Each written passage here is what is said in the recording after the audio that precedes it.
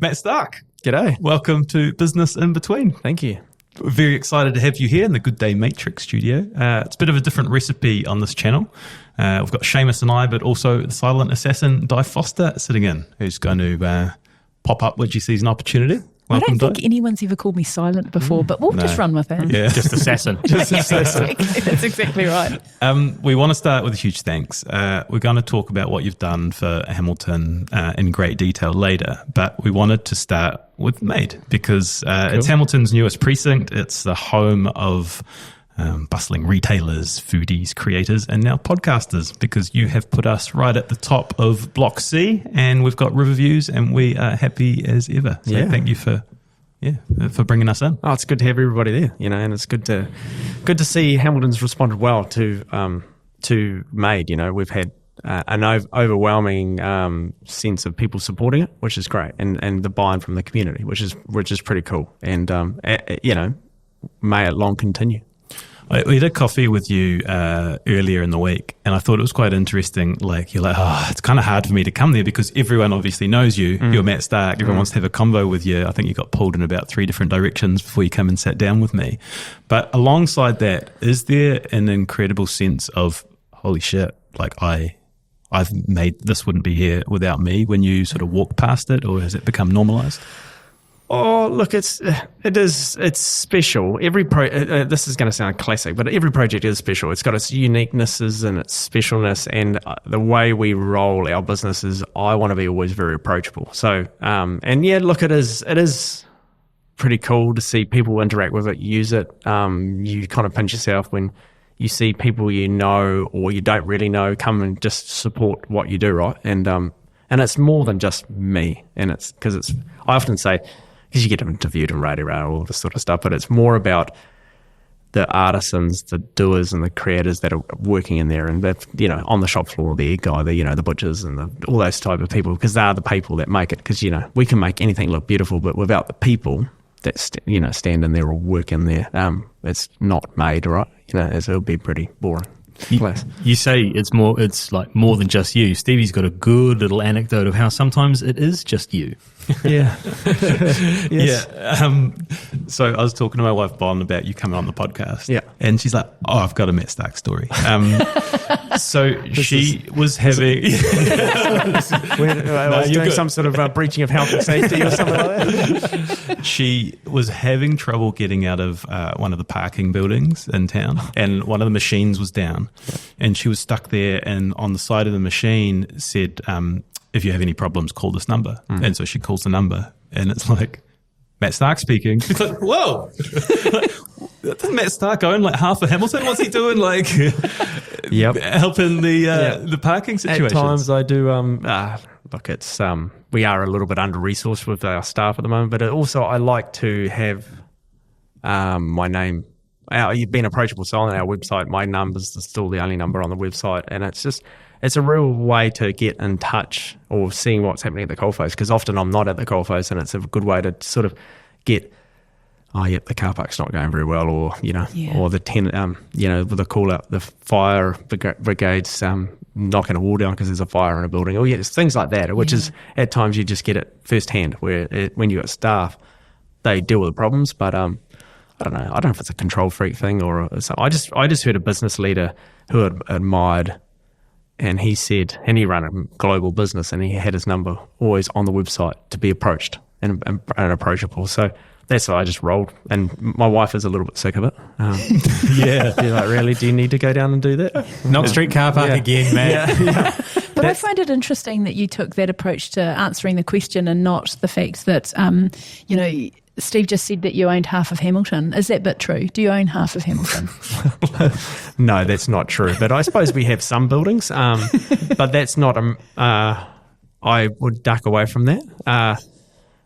I suppose we've done well and exceptional for, going back 12 years ago or 13 years ago. I had to borrow some money off my parents to buy an engagement ring for my wife. I got married with a $10,000 credit card bill, much disgust to my wife because she was a saver. So that has nothing to do with owning half Hamilton, but Your fingerprints are over a lot of Hamilton. Yeah. Well, there's a few. I suppose we've been able to do well, and I've been supported with some good people around me that we've had the investment to invest in stuff, but also the creativity to pull some stuff off that I still go past some buildings and go, how did we do that? And how did they have confidence in such a guy that had no idea? Like that. That's where I think Bullshit. No, it's not kind of, because at times. No, but you said that a guy that had no idea. Yeah, well, come on. Well, at different points, every meeting I go into, there's a part that I have no idea, right? Of course. And so I refer back to those moments of that part of it I had no idea, right? Yeah. So like when I was pulling off the regional council deal, Chris McClay, who wasn't the CE at the time, who's now the CE, I can remember being in a part of that meeting, and I had over pushed a mark. I just said, you Kmart, they're going to be moving and we'll sign you up and it's no problem, there's no risk. Little did I disclose, they still had a lease, but we were in a negotiation to solve it, and I was like, it was within my control to sort it, but it wasn't technically in the legal, I wasn't fraudulent or anything. I was just trying to sign two people into the same space, which kind of could have some cluster implications down the track. So there's a bit of naivety that gets you somewhere, which are those moments of not having an idea. Can I just ask you something about that? So in those moments where you think, I'm not quite sure how to do that, you don't default to, well, what I would hear a lot of people say is, I'm an imposter, because I don't have the answer to that. So in that moment, what is it that you think? Like, do you just think literally, well, I know that I'll figure it out? Yeah, I don't freak out that I've got to fake something, because I'll put my hand up when I get it wrong, yeah, right? And own everything, and probably own too much at times. Whereas Gareth, who works for me, he's often referred to me as my henchman, because he's the one that keeps me honest and pushes me back to the place of like, no, you're getting run over here or whatever. But I suppose I just take a breather and creating space in a moment. We're going, okay, how am I going to resolve that? That is a problem, but what is the resolution to get to that problem, to solve that problem, which is ultimately the whole thing of not being. I suppose I've realised early on in my career is we all don't know stuff, right? Yeah, I know. I think this is really interesting though, because so many people get stuck in the, well, if I don't know everything, then I can't do anything. And I just love that you're like, yeah, well, there's bits that I'm not going to know, and totally. You just own it. Yeah, and it's one of those things, because I used to get intimidated at school. I got intimidated. I was not. As I said to Seamus, I was in the same year as these boys at school, and they didn't even know who I was, because I didn't shine above more than just getting my lunch out and, at lunchtime, and failing most of my exams I went to. But I just used to get intimidated there, because the benchmark was academic, right? So if you're not getting A's or B's or whatever, or you're in the first 15 or whatever, or the sporting stuff, you were just nothing, right? And that's what. But then I just realised in the life, I got out and started building, and I was quite good at stuff, and I could do stuff, and then you're kind of like, oh, well, I've learned that. I've just learned in my own style, whereas I can't read a book to save myself, Yeah. I want to sort of start. You share a lot of similarities with a lot of our high performers and successful people we've had on our main Between Two Beers channel, in that you left school, right? Yeah. Like dropped out of school in sixth form, and you've gone on to incredible things. So can you tell us about... Dropped out of school is such a negative connotation, eh? Like not just hammering it, but like just in general language, we say, they dropped out of school. You made a decision to leave school. I couldn't wait to leave. Yeah. Tell us about dropped out. It's schoolboy. Oh, okay, sorry. But I was over PCing. No, the language. I get it, right? It's the same. What was the question? Well, tell us about schoolboy Matt and why, because you spoke about to us when you're having a coffee about sort of ADHD and things, and the way that you just weren't built for that learning environment. Yeah, so from an early age, I can remember like whatever standard 3, whatever that is, year 4 or 5 or something like that. I made my teacher cry, well, not intentionally, but it was because I had such a desire to go, this is not how we should be doing school. Like, so I was this kid that just, and she was, because I went to Savile school, so there was, I don't know, Savile school. And so it's a private school, but but the whole thing, she came in second term, and I said, we just don't do things like this at Civil. And I was so driven to try and change the way we did schooling because it didn't cater for, I just didn't fizz on it. So she was, I don't know what she was trying to do, but this 7-year-old, 8-year-old with a nightmare, and just kind of just saying, well, we should do it differently. And she got quite upset with me because I would keep repeating it. But I suppose at the age of 6, I was building tree huts on the river. We lived on a river property, and I just built tree huts, and all I wanted to do was be a builder, and that's what I said to my parents. I just want to be a builder. And so after school, I'd get out and find all the, there was offcuts or, bits of timber that were like scattered. You know how there's a renovation project and they chuck it on the front lawn, and I'm like, Mum, stop. Got to get some timber, because I could never buy stuff. We just didn't have any money, so we just pick it up and bring it home, and that's all I wanted to do. So every time, like I was saying about science or anything that didn't fit the mold of what I thought was required for building, I would be like, well, what's the point? So I just go, dunno. For my science exam, we're talking about Mr. Jarrett, but yeah, I just was a nightmare to parent, probably because I was kind of driven, but I wasn't showing any signs of being driven because I was failing in school. So you go to your dad and you say, I want to leave school, and he says, all right, but you need a job first? Yeah. So that was the deal. So I then, with my dad, convinced a family friend of ours to take me on for 6 months for free, because figured I'm at school. This is a nightmare. So it was kind of, I did fifth form, which is whatever that is, 10? 11. And then rocking into 12. So I went to half a day of year 12, sitting in the assembly, and I was just like, I've got to get out of here. This is a nightmare. Just putting the uniform on, so I can still feel it now. So convinced the family friend to take me on, and then they were like, start the next day at 7:30. So it was a bit of a shell shock to me, like, okay, all right, let's go and do this. And started from there. And they, after about a month, they thought, well, he actually works quite hard. And but I was just this person that was like, I've just got to make this work because I can't go back here. What was the response at school when you said, I'm leaving? Well, I was probably one of those kids. Oh, yeah, definitely when I was getting signed out and all that sort of stuff, because, midterm, have you got any books? I'm like, I ain't pitching any books. You can have the lot. Though, like, I can remember one of the English teachers vividly saying to me, you will never go anywhere dropping out at this age. And what are you doing? And it kind of made you a little bit like, fearful, And, but... Did it make you fearful, or did it fuel a fire within you? There was a bit of that, but it was like, right, I've just got to make that work. Yeah, right? yeah. So I've just got to grit my teeth, and those are the little moments that teach you tenacity, right? Yeah. And I also don't understand, though, what right anyone has to say that to anybody else. No. Well, he was probably, you look now and you go, was that out of jealousy? Did he want to leave? I don't know. Yeah, but who knows? Obviously, he believes in the school system. I didn't. Still question at times. And you talk about the school system, but in your family unit, were you surrounded by business? Yeah. So my father was what would you call an entrepreneur, and he'd had businesses all his life, coming in and out of employment, and then. So he had a technology business that he was going through a midlife crisis, I think the story goes, and he was playing piano, learning how. Well, I don't think he was playing piano. That's probably that's overstepping it. He was having piano lessons, and this eccentric guy who's had the piano lessons had this telephone recording box that did mass dialing out back in the late 80s, early 90s, late 80s actually. And he said, I just want to get rid of this thing. I bought it from the States, and it calls people. It's like a telemarketing recorded thing.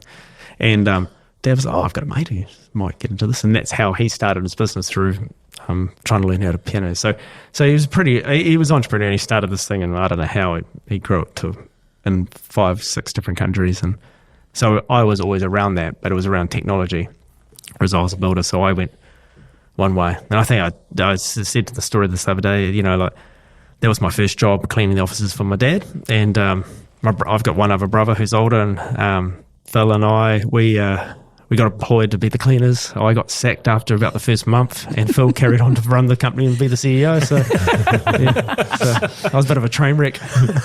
There's another part of this, right, where you sort of said you didn't have a lot growing up. And then this talking tech business is kind of like, it's either going to go huge or it's going to sort of fall apart. And your parents move across to the UK and sort of leave you At 18, So, when I say we didn't have a lot, we always had enough, right? My parents, they were massively resourceful and it was never like we didn't have enough, but we didn't have the flash GM cricket bats or, we always had these knockoff, embarrassing things, or whatever. But, so we always had enough, we went to, our parents sent us to private school, but mum worked a job purely for our fees to go to school. So everything was resourceful and we lived on a smell of an oily rag. Funny, our friends, looking back, always thought we were wealthy, right, which is not the case, but it was just because this business went on to became wealthy. Oh, it became wealthy, I suppose, but it was only because they sold it. There was never really much, we went on family trips and we were always that classic family that always got upgraded or, so it felt like we were doing kind of right, but it was, some weeks I can remember mum and dad not having enough money to, buy the groceries and all this. And so they were punching above their weight in that sense. But, as a kid, we had a cricket net in our backyard. It was because the cricket net we found secondhand netting and, Dad was resourceful and we just put it all together. So we never went without. And if anything, all our friends thought we had everything, It's interesting, though, that you get an inside running into business, though, through that upbringing, because I know that I'm the same. Like my family, my dad and I've got an uncle on either side, had a business. And I remember the tough times and, mum and dad having a chat about, holy cow, we've put everything on the line for this, and it worked out real well for them, and it's been a really interesting journey on the inside. But I know that because there's 4 of us and my younger sister is 9 years younger than me and I'm number 3. So she had quite a different upbringing to us because she had more of the, it had paid off a little bit more by then when we were still definitely we were on the smell of an oily rag and a lot of those sort of upbringing moments. Totally. And I think we just saw it. The business was discussed. Dad was off overseas again trying to sell this deal. It was always like that. And you wonder if it was ever going to come, but he pulled it off. And that's the interesting thing with now myself, Jamie and I having kids, is how do we teach them in a way that, because like back in the day we obviously didn't have iPads, but you can say we can't afford it to teach, to go through that. Now it's like, we tell our kids we can't afford, then they can see through it. Yeah. Well, come on. Yeah. So that entitlement / grafting and I suppose I want my kids to see me work hard and try and put that back into them as well and the efforts and stuff like that.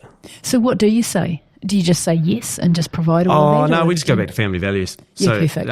Bring it back to the principle, what we were about, why we do the way we do it, and that's how we get around. I don't know if we get around it. They're only 8, 7 and 4, so... My son's 12 and I say we choose not to, so it's not that we can't, and I try to explain to him that generally speaking, if I wanted something, then I could probably afford it, but there's a lot that we choose not to do and try and highlight some of those choices, because it's real interesting when they get to 12. Because I said to Jackson one day, we just kind of talked about a few different people, and I said, where do you think everything's at? And it was completely round the wrong way. The most affluent are the ones that were, do not scrape through, but don't necessarily have all the flash stuff, And I was just trying to explain to him. It's interesting, Yeah, it's real interesting. Yeah, totally. But I think it's that whole being open and honest about it. But it brings it back to purpose, right? Because the reason we choose this is because there's some reason. We just don't have screen time or whatever it is. Yeah. I'm quite interested to hone in on that period, sort of 16 onwards, because you are a parent now.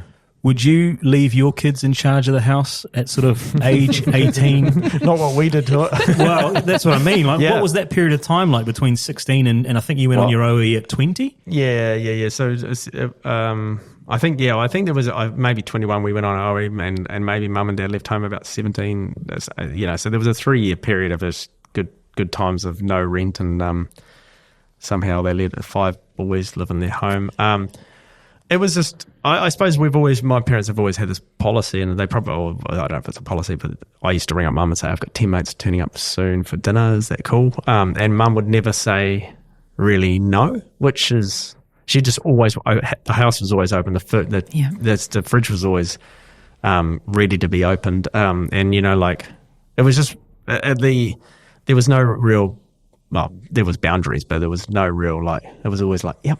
No unnecessary boundaries. No, It was about like just, and I can now just see like 10 boys turning up and just how much mess it would create and how many dishes it would take and, you know, and all this sort of stuff. And so we always had an open house. So then flowing on when they went away, it was like, of course our friends are moving in, you know, like that was kind of, it's a little bit, and it was kind of, I suppose I had this relationship with my parents. It was like, they tried to charge me rent before that. So when I started earning, and it was like, whoa, hold on. Do you want me here? You know, and so I was an annoying kid like that. Like, I can move out, you know, and it's pretty hard to negotiate with a 16, 17-year-old when you actually want them here. That's what I did. Yeah. It's so funny. I negotiated the shit out of my parents. 100%. And we had a great discussion. What they were trying to teach me is how, you know, responsibility and all that sort of stuff. So they obviously tried a different tact. And I imagine there's an element of freedom as well, because while we were still in school or going to university, you're working, earning. Yep. You've got a sense of freedom. Are you starting to build a confidence about yourself amongst your peers? Yeah, I suppose what happened was I then had a whole different group of friends outside of school, and they were always older than me. So I've always felt like I'm the youngest one. And so 16-year-old, I would have friends at 20, you know, which at 16 feels like you're hanging out with old people, right? Which is kind of classic. But you just did because I had a car and I had resources, you know, like then did stuff. And so that was quite fun. And then I learned off older people what they were doing quicker. Probably, you know, just because I was left school and I actually disconnected a little bit from my schoolmates, even though I still know them. But, you know, we didn't really have a deep bond like some kids do, you know. But was this also a time, though, where you were starting to be successful? Because obviously you hadn't been in school. Do you know what I mean? Like, so, you know, you talk about building your confidence, but was this actually the first time that you were thinking there is another way of doing things and it isn't sitting in a school uniform? Oh, totally. And I suppose that's when I was just this kid that would say, my uncle needed a garage built, so I'll build it. And I was 16 and I'd only been at building for about 6 months and just started saying yes to things. And, there was a few problems, you find problems, but I suppose I just said yes to opportunities. And I didn't know where they'd lead me to. And most of them were hard work, like just, why did I say yes to that, type thing. And I just kept saying yes. Why did you say yes? Because I just wanted to be challenged, and I suppose I just wanted to experience new things and grow. And it was around that. Looking back now, it was like teaching me what tenacity is about, and you can't do that without saying yes to stuff and adapting and working out. Sheesh, I have no idea what I'm doing, but I've just got to finish this thing, and so. That's kind of where it all started, I suppose. I wouldn't say I was successful, but, looking back, it was just, I just work hard and I was always the guy, because I'd hang out with 20-year-olds, that they would always stay up much later and go out and do stuff. And I would be like, I've got to go to bed at 9, guys, because I'm up at 5:30 in the morning to, work every single day. So I was super disciplined. And even now, hanging out with me, all my mates are like, oh, Maddie's slowing down at 9:15. Yeah, because I'm like, oh, off to bed. So I'm always been an early riser, purely through my building days, So talk me through this period in the mid-20s, because you're back in Hamilton, and I've got that you owned a few sections on the river, but then there's these years, it's like 2008 to 2012, which I've heard you describe as your worst years, and you end up $1 million in debt with the bank. So what happened across that period? I just bought something I shouldn't have bought. It was the GFC, and I suppose it was that whole thing, entry into property, which I'd done a few subdivisions and built up a little bit of probably built up $250,000 or something like that when I was 23, 24, which seemed a lot of money, but it went poof through that time. And then wading through that after the GFC and trying to sell sections that I didn't have any income and I didn't have really a job or a business, and the hopes of being an entrepreneur were like up in the bonfire type of thing, going, just so a lot of self-reflection going, I'm a disaster. I haven't obviously got the skills to do this. And then there was some people, just classic people sharing their minds with it, because I'd have a flag out the front trying to sell it from open home, like type of thing, standing there, that little 24-year-old trying to sell these sections that everybody hated, and trying to always put a positive spin on it. And you just hear all the feedback, like, oh, you paid way too much for this, and just all that sort of stuff. I was like, oh, good, thanks for that. That's exactly what I needed today. And that probably created a bit of did create resilience, and just how you just got to turn out when it's the good, the bad, and the ugly, And so that's what my dad taught me so much, or mum and dad, but about just turn up, You've got to sell these things, and so that's what it taught me. And then subsequently from there, I would pick up little lawn mowing jobs because they had a ride-on lawnmower. Yeah, that was pretty much the only thing I had. As you do. Yeah, as you do. Yeah, what do you got? A ride-on? I'll mow lawns. So I just started mowing lawns and people's lifestyle blocks and doing odd jobs. And yeah, it was pretty unglamorous. Unglamorous, but what was the mental space like? Oh, the mental space was pretty much... I suppose looking back, there was times there was a lot of I don't know if I've got this, I don't know if this is how, there was a lot of questioning, but I always had this glimmer of a flicker of the flame, or, the flame still there going, okay, I've just got to get through this. I've got to sell that. I've got to do this, and I've got to go on and keep working hard. So that was always the hope.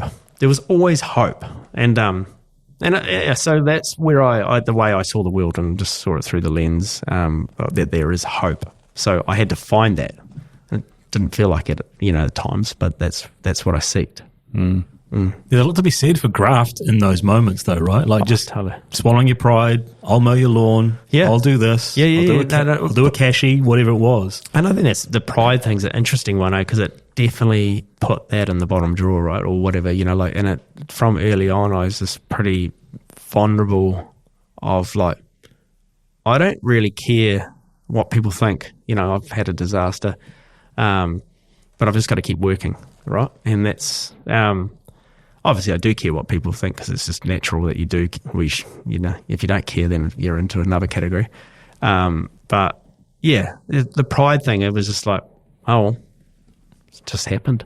And then you work out you're not alone, because you start sharing stories like, oh, I haven't even been broke, or this, and like, oh, so did I, and and so you hang around, you find people that have been through that journey, and it's not that embarrassing. It's actually part of the story, and you kind of feel relieved, like, oh, I'm not the only loser, or whatever. So how do you jump into commercial property then? Yeah, so I had everybody's, it was kind of classic, because everybody has the desire to get into commercial, I always hear it, I've got to get into commercial property. And so overseas, I went as a builder and built on some large commercial sites, and then coming back to New Zealand, doing this other stuff, and then flowing out of that, trying to work out, have I got a life after the first property that went disastrous? And so then I met a guy, Edu Drent, who's a good friend of mine, and he'd been to property school, he had a property degree, and he could talk a bit of property lingo. I couldn't. And so him and I were just knocking around, ringing up all these agents in town, especially Mike Neale, and he would just have the grace to show us through properties, and trying to get a few under contract, and Edu and I not knowing how on earth we're going to buy these things. So we've got one under contract for 1.7. I think we had no money, and it's we kind of worked out we're not going to get this done. Anyway, we got this one building, the AMI building, which is where Urban Homes is now, and that was our first building, and it looked pretty good. Edu could talk a bit of lingo. He was having that he was an actor too, so I don't know if he was faking it or he knew what he was talking about, but he convinced me. And so him and I did this building together, and then I found my cousin had sold a kayaking business in Harcourts, and I knew he had a bit of money, so I went and pitched him the grand plan. We know quite a bit about the Hamilton CBD office market, right? Not knowing, and because I didn't even know what a lease was, so. That's when I talked at the start. I have no idea. Some of the parts I don't have. I love that. Anyway, I have no idea. I don't. It's stressing me out. The fact you didn't know what a lease was stressed me out. It stresses out my wife too. Don't worry, because she knows what I don't know. And so Anyway, long story short, him and I convinced my cousin to lend me $500,000, which was quite remarkable. And we bought this building, and So then we were out pitching it to everybody and no one's coming. And then again, the bank puts us on notice because we hadn't, classic story. So I'm having this, PTSD from the last type property deal 3 or 4 years earlier. Did you still have the sections at that stage, or had you managed to flip them off? I think they were still there, but we were kind of 2000. I think we just sold them, or just maybe one left or something like that. So it was still fresh, real. I still take my lawnmower down there to mow it. So.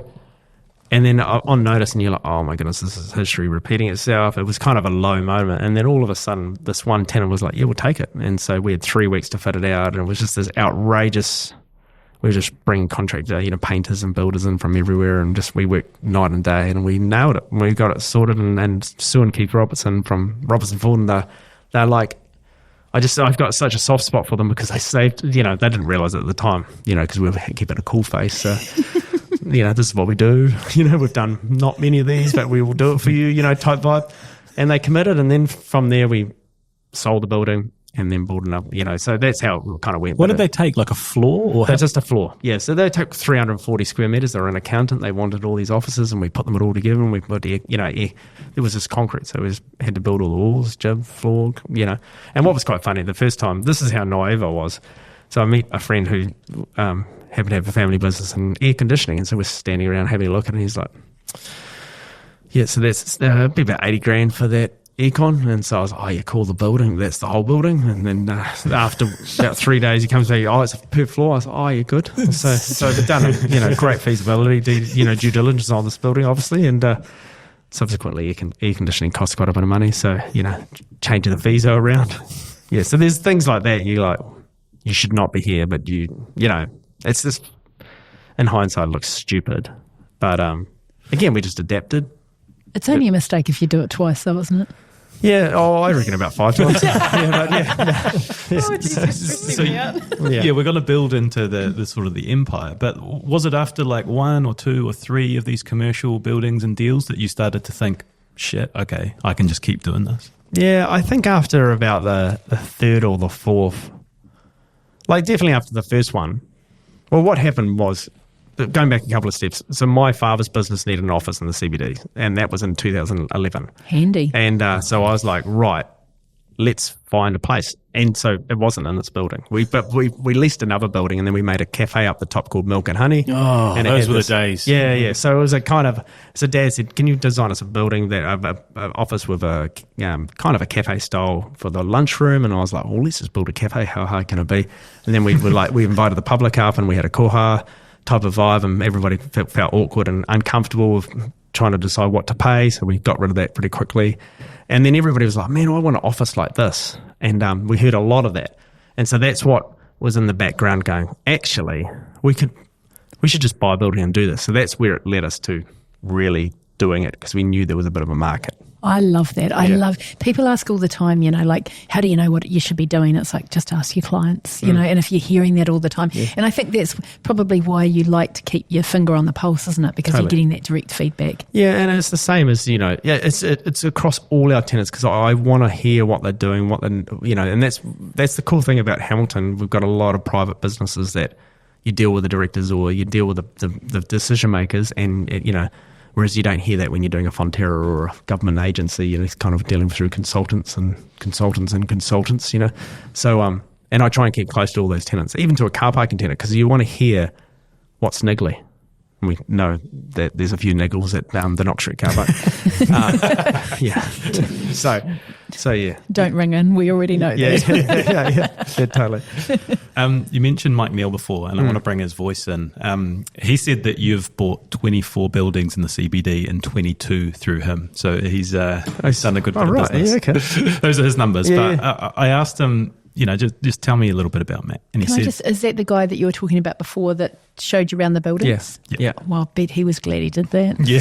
Well, sorry, just a thought. I totally. But he there's a few guys in town who've just given me so much time, which I'm like, how did you? Why do you think that is? Because maybe I was just persistent and consistent on picking up the phone and ringing them, and they just, oh gosh, it's Matt. I don't know how they would respond, but I don't know. Maybe they saw. I don't know. They must have said doesn't something. take no for an answer. Yeah, just keep going. Mike on Matt. He's got a sense of fairness, and I don't think it's that common. If he says he'll do something, he absolutely does it. He doesn't have an ego. He wants his tenants to be happy, and he'll work with them. He's not tied to the actual contract. He'll go above and beyond.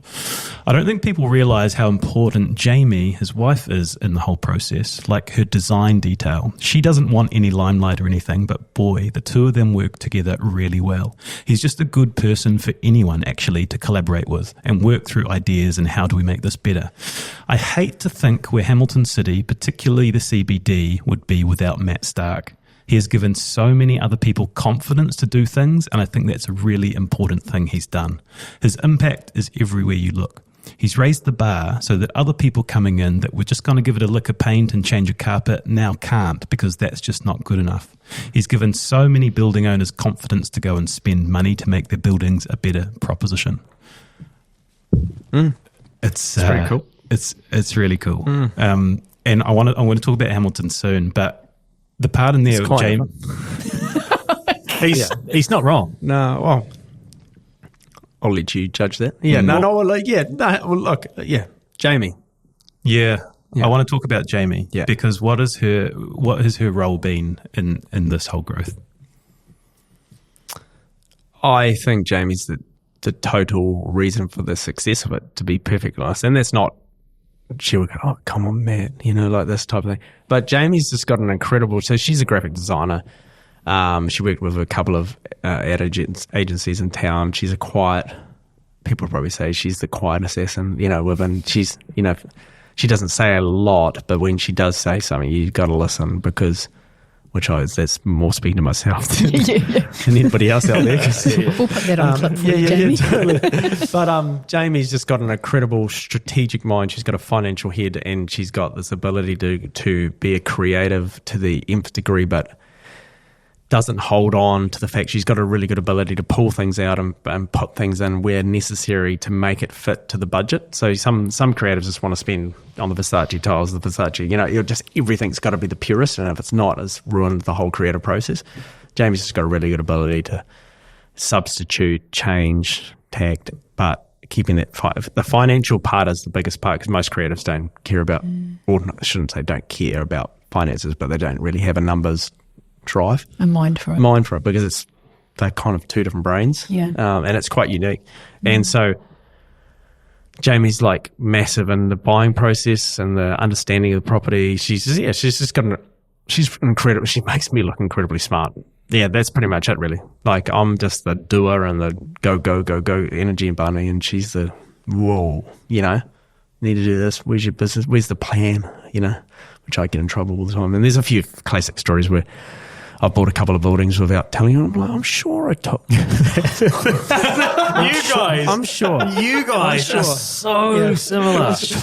Are you pointing at me or not? Yeah, you two here. It grows our marriage.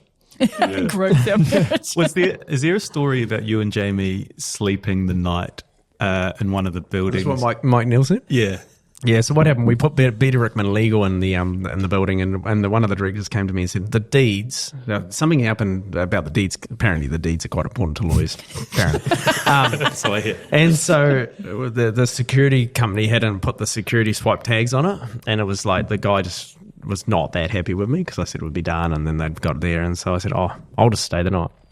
And I'll just stay here the whole night and make sure no one comes. And so he agreed for me to stay the night. He thought that was a good idea, and I didn't think it was a great idea, but I did it. And so I said to Jamie, well, you'll come. I'll bring this inflatable mattress. We pumped it up, and we stayed the night in this building. And it was just so weird, but because every noise would be like the aircon would go on, and there'd be creaks and things. And it was the most terrible night of our lives as sleeping wise. But it was just, but again, that's a great story. And the client just thought we were like, what the heck? You guys are going to sleep here? I was like, absolutely. That's what Mike said. Who does that? Who does that? Yeah. And we didn't think much of it, but I suppose there's many a story like that is, I suppose, got the confidence of the market. And so tenants like Betty Rickman Neale, like Travis, who's one of the owners of the company, would speak so highly of what we've done. I think through those little actions, and because who does sleep in a building, Yeah. The business relationship between you two was that by design or by accident? Because obviously you've got Mike Neale's story? No, you and Jamie. Jamie and I. Because obviously you've got the relationship. Oh, but definitely by accident. Yeah, definitely. Like, because we're still working out exactly how we work in our lanes, right? Like, because there's even today, or we just still haven't got it quite a slick operation. Because we haven't said this, but you got 3 young kids. We did 3 young at the top, but so you're blending in a business and a personal and a family life, and it's all in this big. And the kids are always on a work site, have been up till late, and like they hate. Well, they don't hate, but they just go, oh, I've got to go to the car park, or I've got to go to Maid, or I've got to go to this, I've got to go to Knox Street. I've got to go to this. And so they were a big part of it. And, they just come around with us. And after having 3, it kind of gets a bit dangerous because my son likes to get up on scaffold. And we happen to be involved with some large projects. And you're like, oh, my goodness, he's way up there. So, yeah, it's all encompassing, but it's not our main focus. Like, our kids are our family. Our faith is a huge part of what we do, or who we are, and the property is kind of like, yeah, we do it, and it does consume a lot of our time because there's a few properties to talk about, or a few challenges or issues or capital raise or whatever we're doing to do, but we try and have a normal, we're talking about family stuff, trying to get food in the kids, all that sort of. How old are your children? We've got a 4, 7, and 8 currently, so. Currently, that means we're having more children. No, an age. Force the number. Force the number. Yeah, that's great. Yes. I want to talk about some of these bigger deals and these projects you've done. Tristram Precinct, Waikato Regional Council project. I understand originally the Kmart bought for around 15 mil and sold for 100 mil plus. 13.4, just 13.4. And so Mike told me you were like a mil above every other bidder on that when you bought it. Yeah. No, I knew that. But the question is that these are big numbers. Like, how do you think of these big numbers? Something for 100 million from where we've started. Like, how do you think of it? Yeah, it's a massive jump, right? Because the last building I'd sold before that was 3.4, and then we went from 3.4 million to 110. So there's... But when you write it down as 13.4, and it doesn't seem that big because you don't need to flick your phone sideways to do a calculation, right? So, and I just suppose I simplify it. It goes back to the basics. What was the question? Well, how do you wrap your head around these big numbers you're doing? Yeah, it's mainly simplifying. So I always said with Tristram Precinct, I just always printed out an A4 piece of paper because it never looked that big, right? When it's on A4. And I know that sounds real stupid, but we ended up building 15,000 square metres on the back of this building that was already quite a big building, and it was the Hamilton Central Shopping Centre, rated as the 3rd worst shopping centre in the country if you Google reviewed it. Jeez, I hate to think what 1 and 2 were. Oh, I know. So, there was actually one in Christchurch, one of those, and then there was somewhere a new Palmerston. Anyway, but we just simplified it. So the whole thing was, and this is where the credit to my investor who's just been fiercely loyal to me. Like, incredibly trust. We got a high trust relationship, and I've got so much time for her. Him and his wife, who have just backed me the whole way. But we literally, because everybody said Kmart's leaving, so you're paying $13.4 million for a building that's going to be potentially empty. There was 450 car parks underneath, on the ground. So then I kind of like 450 times whatever the $25 a week or whatever they were. I was like, that equals that. And then I was like, well, if Kmart leave, I suppose we'll just put 450 car parks on that floor as well. That's kind of what I thought. Yeah. So then I times 450 again by $25 a week. I was like... Did you have Knox Street at that stage? Did you realise how much trouble you get into? The Knox Street car park? No, the Knox Street car park came. But we just started... Well, this is where my eyes opened into car parking, because what happened was, with this building, at 7 o'clock at night, the car park arms would go up, right? So we'd just bought it. And you'd see all the accountants from PwC across the road all wait, and they'd be all like, oh, let's start at 9 and leave at 7. And all of them started rolling out the gate. So the next night I was standing at the gate and just taking people's money, and there was 45 people going for free. And like, we just all of a sudden turned from we were making another, I think there was something around $1,000 extra a day because I'd stand on the gate and make sure they'd pay. And they were all awkward, see some people you knew, they were like hurrying along, going out the other entrance because they were like, Matt's down there. Oh gosh, this is so awkward. And so it was a bit of an eye-opener into the whole, we'd bought it off Stride Property, and you sort of go, man, these guys weren't managing it that well. And so we were just doing simple things because we were on the floor, on the ground, walking it and just working out all the different ways. So going from that to that, it was just a calculation of like, this is our backstop, 450 car parks underneath 450, so that's 900 times $25 a week, whatever that spat out. That was 11%, 12% return. I was like, can't be that bad. The banks lent us some money. Turned out Kmart really wanted to stay there. Turned out regional council wanted to build their building there. And we built 15,000 square metres of office, which turns out to be a rugby-sized floor plate, so 100 metres long by 50 metres wide, and somehow we pulled it off. So this is one of many projects you've done. There's Riverbank Lane, there's the Panama House, there's the Hills Development, there's South Bloc, and there's Made. I'm framing that because I want to talk about Hamilton now, and the impact you've made just by those alone has been huge, and it's been transformational. I've been back in Hamilton 7 years, and in the last couple, especially Ham East, what you've done there is it's so good. But why is there such a urge in you to improve Hamilton, and what is your vision for the city? I think moving back from the UK when I was 23, 24, you sort of saw the world, right? And you kind of like, what could it be? And Jamie's from Hamilton. I've been here since being 4, born in Tekapuna, but like kind of my family's from here, right? So I was just like, well, let's make this place awesome. And everybody talked it down, and I was like, well, let's just make it cool. And so that was as simple as it. It's really basic, and it sounds like I'm pretty naive. I'm just one of these people that don't really think it through, which sounds really dangerous. But like, I'm just like, let's just get it done. And we just do it. And so we just convince people to do things and just get people on board, and then convince council to build a park next door to our building. And that sounds like we're bribing them or things like that, but it's not. It's just like we literally put a plan for Victoria on the river that's next to Riverbank Lane. And so I just paid in my architects to draw up a scheme that I kind of briefed them on, and then they came up with this idea, and then we just kept putting it in front of council. Do this, do this, do this, do this. And then next minute it worked that they did this.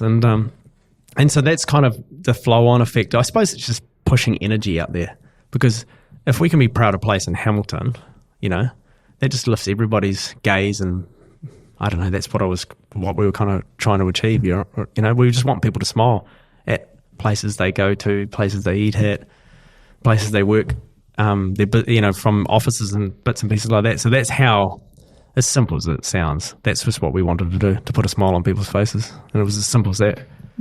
During that, Di has just stared at me, and she's been furiously scribbling notes, and I feel like she's got something. She's looked at the clock as well, almost, to see how much time we might potentially have. I feel like she's bursting out of her skin for questions. Can I ask a couple of questions? Sure. I'm super interested to know. Faith. Yep. Yeah. When did that come into your life? That's probably, I grew up in a family that had a faith and or has a faith, and through the Salvation Army of all places. So like, I grew up in quite an interesting. My grandparents were ministers, or whatever they call them in the Salvation Army. I should know. They had a whole. They worked with alcoholics, and so we as kids were sent out to Rotorua Island and the Waitemata, in the Gulf out there, and so that flows all through everything we do. And when you grow up, you kind of just go along to these things, and you just think it's all normal, and then you realise it's not normal because it's kind of weird. And then you take on your own faith, what I believe in and stuff like that. So I think Jesus is quite a good dude. Christians have made Christianity pretty weird over the time. That's probably an understatement. What up, Catholic? Oh, right, yeah. We all make it weird. Weird stories get in the press and make it weirder. Yeah. So, but I suppose that's probably the way I like how Jesus rolled, and so I try and do that in a way that just being good to people, because people love. You don't have to be. I'm not a person that preaches to any. Like I've actually probably never ever spoken. A lot of people may not know I have a faith because it's quite personal. I can't even say that word.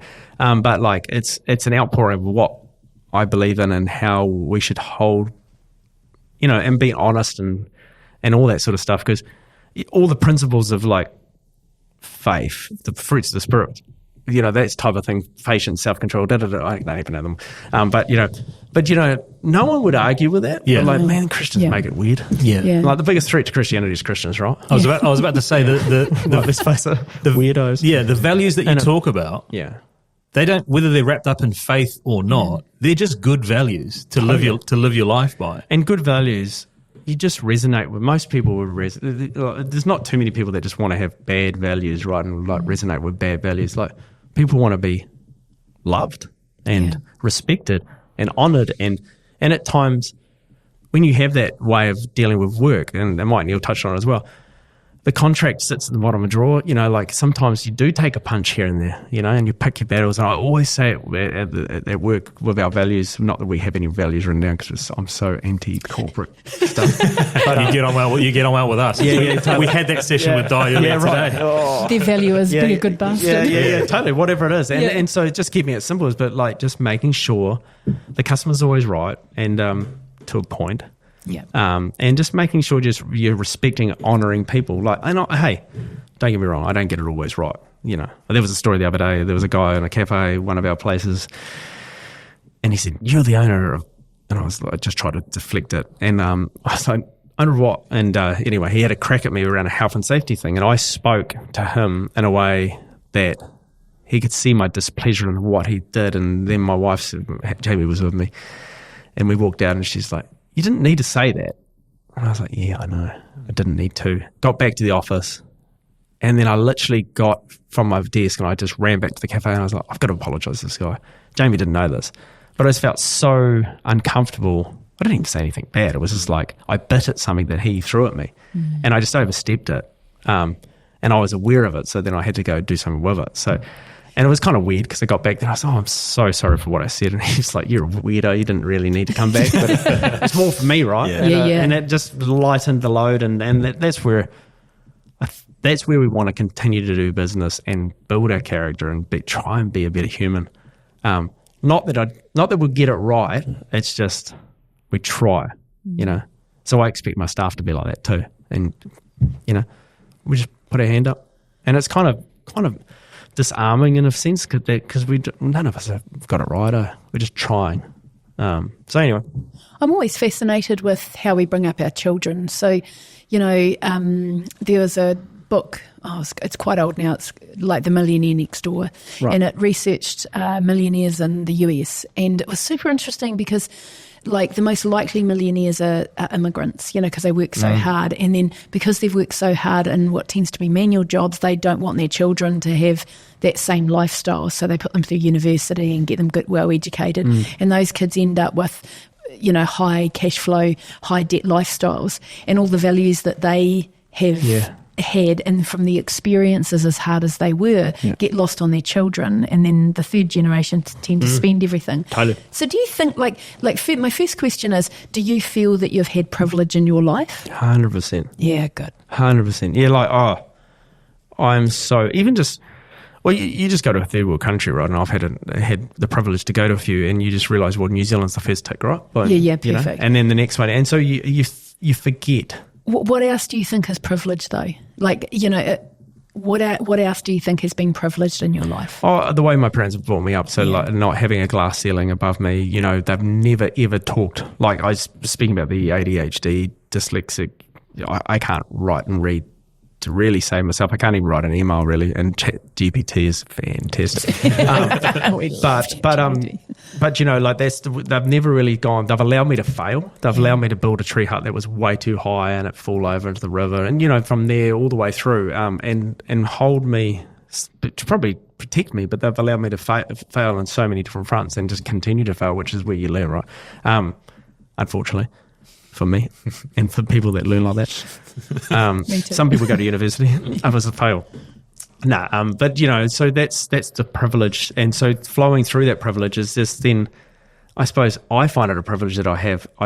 I believe I think my faith is a privilege again, because I think there's a really good blueprint in For how life. Jesus rolled in life, you know. Not that you always get it right, because you're taking a 2,000 a year type dude and trying to rock it into today, and there's at times it's quite crunchy, right, around some topics. Yeah. And how you decipher that. But the reality is you just pick up the ones that are quite good, like love and, you know, all those ones. And so that's a real privilege. And then it's been, I think somehow the other privilege is having a curious mind and being also realised that we are all the same. And I suppose, and I've had privileges of having lots of different types of friends. So like one of my best mates is a nurse, another one's a pastor. One was an actor, now he's a property dude. He's not a failed actor, he did quite well. But you know, and then I have another friend that we've got a strained relationship at the moment, which is a pain in the bum. But he came from Norton, and I love his family and love this dude, and he's got a classic Norton family sort of thing. So, you know, Māori gang backing, you know, like background. He always hung out with us and family, and you know, like he came on our family holidays and times in business class, and you know, like all these sort of random things, and living two worlds, and you know, like, and so I've had the privilege to see how different worlds work. When you think about your kids and you think about like a lot of the things that you've talked about as around, you know, when you're a kid about building tenacity and resilience, do you sort of mindfully provide that for your children, or do you allow them to live in a more sort of affluent world with you? I would say, because I like the finer things in life, they naturally would live in an affluent world, which is challenging, but we try and put them in positions of, they've got to come along and see the things that we've seen. So, and then at times not have stuff, you know, and so stop. No, we're not buying that. We're doing this. Which I always get in trouble with my wife, because it's just it's easy to buy them another drink, you know, or whatever, or orange juice will shut them up. But you know, the goal is not to shut them up. Yeah, totally. You know, so whatever it is, it's but we try, you know, and the kids are getting to that age where we want to do more voluntary stuff for them, because I think we were brought up in a voluntary setting, which you interact with lots of different characters and different people, and it's crunchy at times, and so that's yet to come. We haven't necessarily worked that out, but Is it important for you for you to have them see you on the tools still? Yeah, I think so. Yeah, that's the trouble, right? So my wife and I, we do everything at home, and I'm always a big person. Just let's outsource everything. You are very, very similar. Let's outsource everything that is not front facing to the children, right? So anything that laundry, cars, you know, all that sort of stuff. My wife's like, no, we're cleaning that and doing this, we're doing that. So we don't have much help, which is at times quite hard when you've got a whole lot of other stuff on. But you want your kids to, on Saturday mornings, we'd go to sport, come back, do the jobs, so we go gardening after the gardeners have been. And we go clean the car up the kitchen. We're trying to fake it. Dad, what's that guy? Why is he doing that? But we always, we do manual tasks to do that sort of stuff, you know, and so they can see that, you know, mum and dad get out and work and do this stuff. Dad hung up those fairy lights at night. Yeah, totally. Yes, he did. And so, I've been on the tools. I love my son and daughters as well, but how they get into my tools and drilling things and sort of, you know, using tools in ways that shouldn't, but it's kind of like they've got to get into it, and I'm not precious about that. So, yeah. What do you reckon your greatest strength would be? Oh, sheesh. Marrying Jamie, but that's token. Sounds token. I should be like roll our eyes.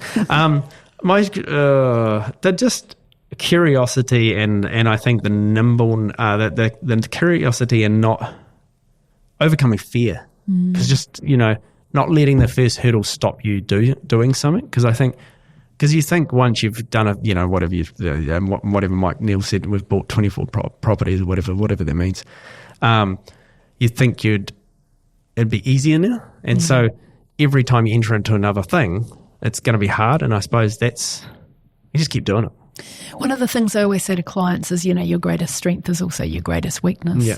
So if that's your greatest strength, what's your greatest weakness? What's the downside of it? Getting into too many things. Yeah, I know. Yeah. So, and getting into trouble because you don't know what a lease is. Oh, 100%, yeah. So that's the biggest thing is now that the stakes have got higher is making sure that you're understanding the full repercussions of what you're doing, because you talk about when I put 13.4, that means 13 million, 0.4, or if I put 110.00, that means, so you can't go to your piggy bank to pull the money out to sort those issues out, because they're kind of big piggy bank issues.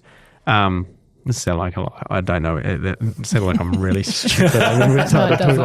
He's a moron. But what is this guy? But it's I suppose the weakness is going too hard, and that's why I've got people like Jamie and my CFO Matt Senior and Gareth Munro around me, and to protect and be the eyes to make sure that we're doing the right thing daily.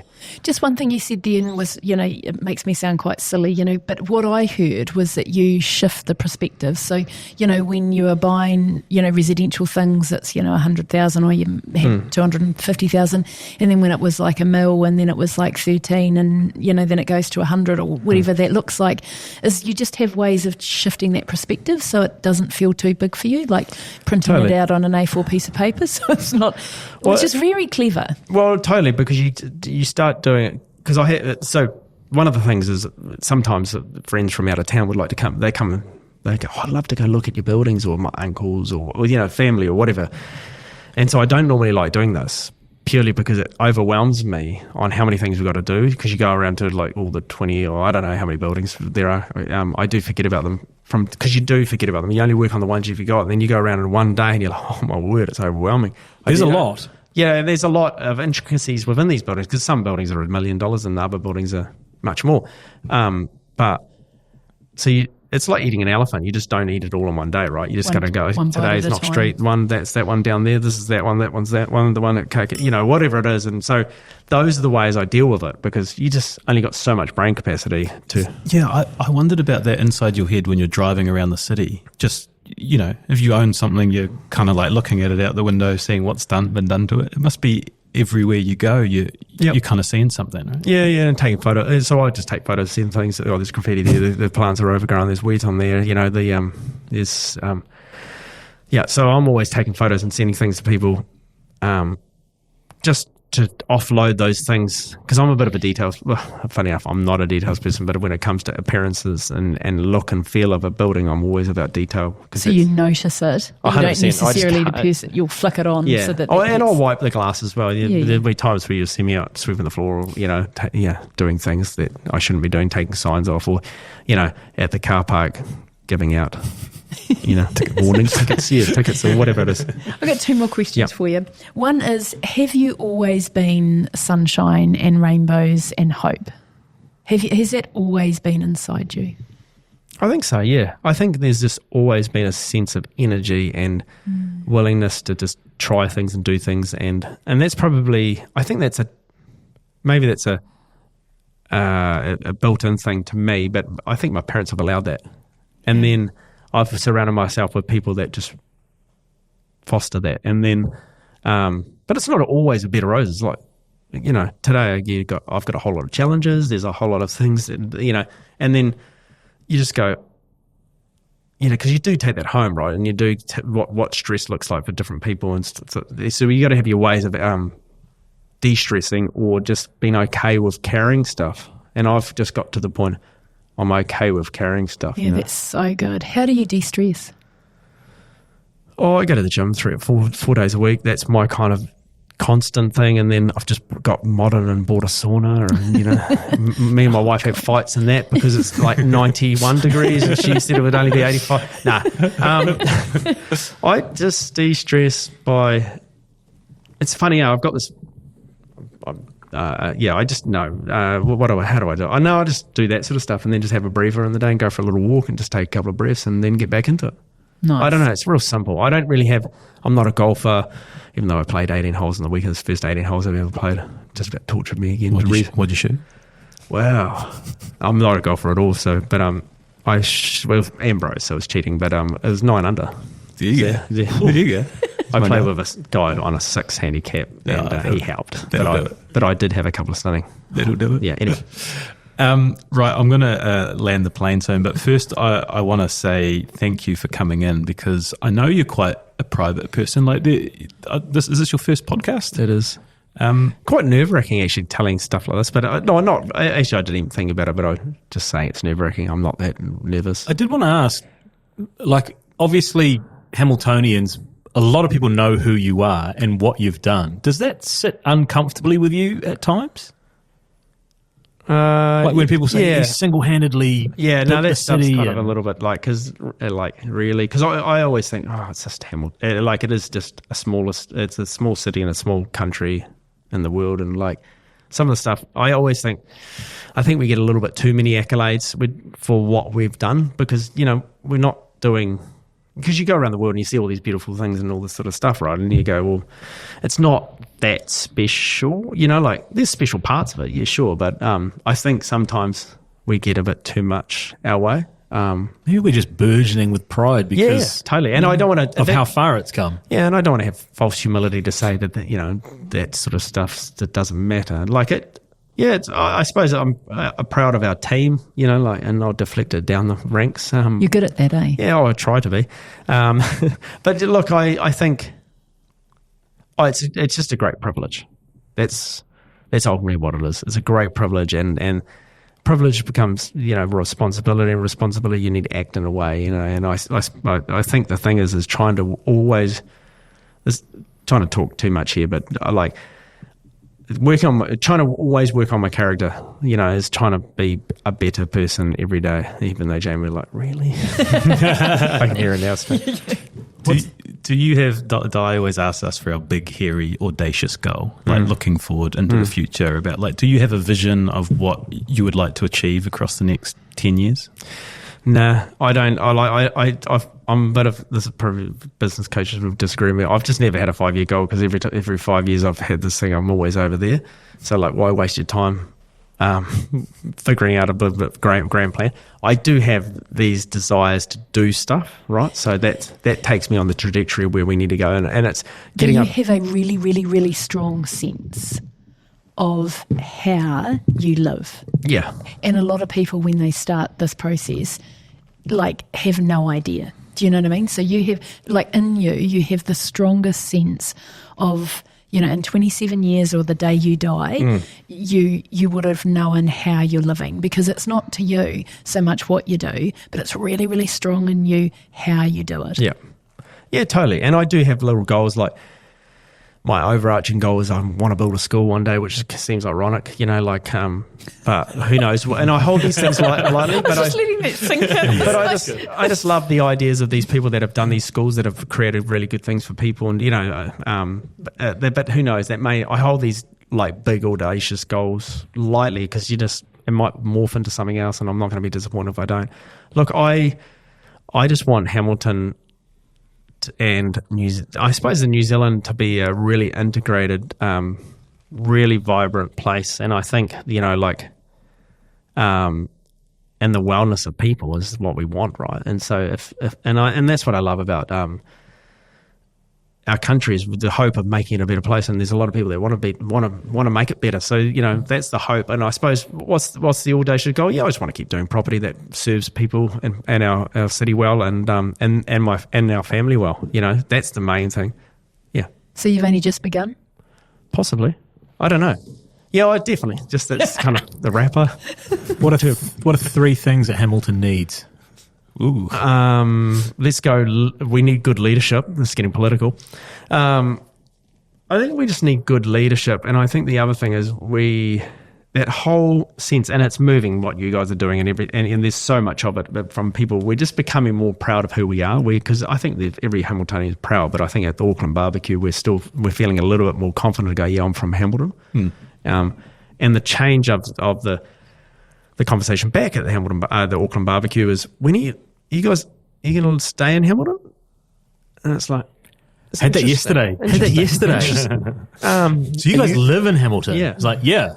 Oh. The pause is saying so much, and I don't like you now. Type of thing. You just mentioned that Hamilton needs better leadership. Is that something that is on your radar for you to do? No. Are you sure? I actually, do you want to think about that? So I got an email from one of the ex-mayors, Margaret Evans, and she said, I heard on the street that you might stand for politics. And I was like, there is talk, but no. I've decided no. My wife doesn't want it. So if Jamie doesn't want to do it. I was going to say, that doesn't mean that you don't want to do it. Oh, yeah. I don't know. Like, where do you make your biggest impact, right? And I think being on the private side is where you can potentially make the biggest impact. I actually think you're right. Yeah. And so political, you just get, you're starting to deflect all the things like, do we like Jacinda or do we not like Jacinda, or do we like Christopher Luxon or do we not, trying to keep neutral here. But, you're fighting all that stuff, and it's like, how do we do the job to deliver for the people, whatever their skill set we've got to do. So, my skill set's building property and making stuff. So sticking to your lane is probably where, because I think I'd get annihilated because I'm at times not the most politically correct person, would say stupid things and, Hey, we'd vote for you. Yeah, I probably think you don't have enough of an ego. But I'll just correct myself. I said you're right, but actually, obviously, Jamie was right. Yeah, totally. I was thinking buildings, but... Sorry. 5-year plans. Hey, I'm going to wrap us up. Thank you so much, Matt, for coming and joining us. It's been such a good chat. The perfect guest, I think, to launch our business in between channel. Di, thoughts? I just couldn't be happier. You are a good bastard. And thank you. That's a compliment, just in case you weren't sure. Because, obviously the guys know about you, and I'd never heard of you before and all of that sort of stuff. And, Steve said something the other day and I went, oh, yeah, maybe. And he could sense that I was a little bit like, this will be interesting, you know. But I've thoroughly enjoyed the conversation. I think that you are incredibly aware.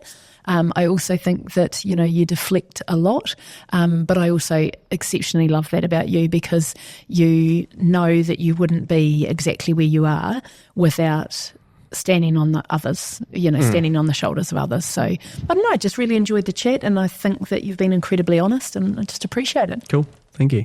And I just want to thank you for giving us the Between Two Beers headquarters. Oh, yeah. The tower. The tower. Global HQ, because we are very privileged to have a wonderful outlook and able to do our work every day. So thank you very much for that. See you around, Matt. Yeah. Cheers, guys. Thank you.